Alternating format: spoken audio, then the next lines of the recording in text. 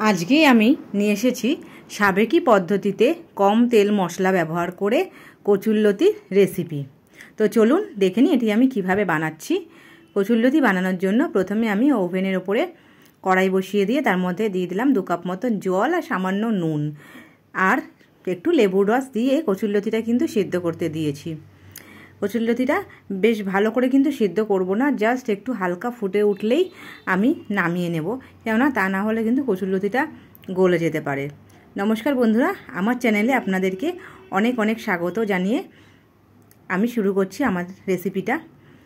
তারপরে কড়াইয়ের উপরে আমি দিয়ে দিলাম তেল, এই 1 টেবিল চামচ মতন তেল দিয়েছি। তার মধ্যে দিয়ে দিলাম সাদা জিরে আর 2টো কাঁচা লঙ্কা ফোড়ন আর একটা বড় সাইজের পেঁয়াজ লম্বা লম্বা করে কেটে নিয়েছি। সেই পেঁয়াজটা দিয়ে আমি একটু গোল্ডেন ব্রাউন কালার রং হওয়া পর্যন্ত ভেজে নেব।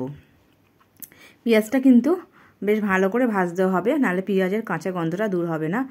দেখুন মোটামুটি হালকা গোলাপি রং থেকে গোল্ডেন ব্রাউন হয়েছে, তখনই আমি কিন্তু সিদ্ধ করা কচুরলতিটা দিয়ে দিলাম। বেশি কালো না হয়ে যায় পেঁয়াজটা, তাহলে কিন্তু তিতো হয়ে যাবে।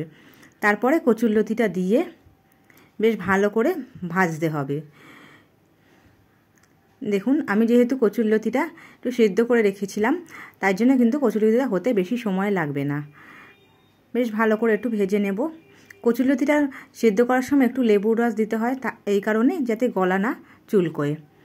সামান্য একটু নুন দিয়ে দিলাম আর একটু হলুদ, ব্যাস। আর কোনো মশলা কিন্তু আমি এর মধ্যে ব্যবহার করছি না, গুঁড়ো মশলা ব্যবহার করব না। এরপরে আমি একটা বাটা মশলা ব্যবহার করব।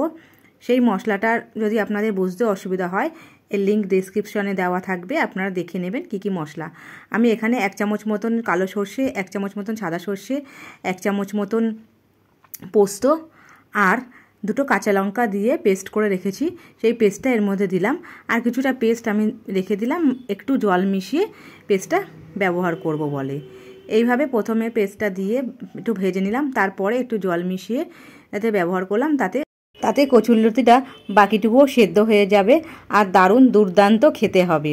সাবেকি পদ্ধতিতে এইভাবে কচুরলতি আপনারা বানিয়ে দেখুন, খেতে কিন্তু দারুণ হবে। খুব সহজভাবেই তৈরি হয়ে যায় আর কম তেল মশলা, কম উপকরণ দিয়ে খুব কম সময়ের মধ্যেই হয়ে যায়। এই রকম গরম গরম ভাত আর এইরকম কচুরলতি রান্নার সঙ্গে আর কি চাই বলুন তো।